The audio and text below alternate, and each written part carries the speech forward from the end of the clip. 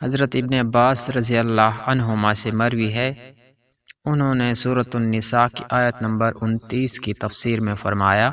لا تاکلوا اموالکم بینکم، یعنی تم آپس میں ایک دوسرے کا مال باطل طریقے سے مت کھاؤ سوائے اس کے کہ آپس کی رضامندی سے تجارت ہو۔ اس آیت کے اترنے پر لوگ ایک دوسرے کے ہاں کھانا کھانے میں حرج سمجھتے تھے۔ پھر سورہ نور کی آیت نمبر 61 نے اس کو منسوخ کر دیا، فرمایا لیس علیکم جناح ان تاکلوا من بیوتکم اشتاتا، تم پر کوئی حرج نہیں کہ اپنے گھروں سے کھاؤ، یا اپنے باپ دادا کے گھروں سے، یا اپنی ماؤں کے گھروں سے، یا اپنے بھائیوں کے گھروں سے، یا اپنی بہنوں کے گھروں سے، یا اپنے چچاؤں کے گھروں سے،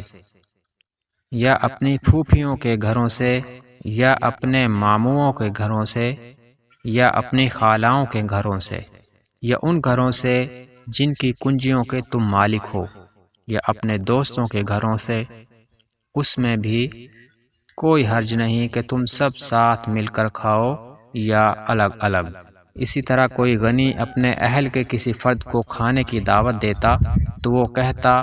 کہ میں اس کے کھانے میں حرج سمجھتا ہوں، کوئی اور مسکین اس کا مجھ سے زیادہ حقدار ہے۔ چنانچہ اس آیت کے ذریعے سے حلال ٹھہرایا گیا ہے کہ جس پر اللہ کا نام لیا گیا ہو وہ کھا لیا کریں، اور ایسے ہی اہل کتاب کا کھانا بھی حلال کر دیا گیا۔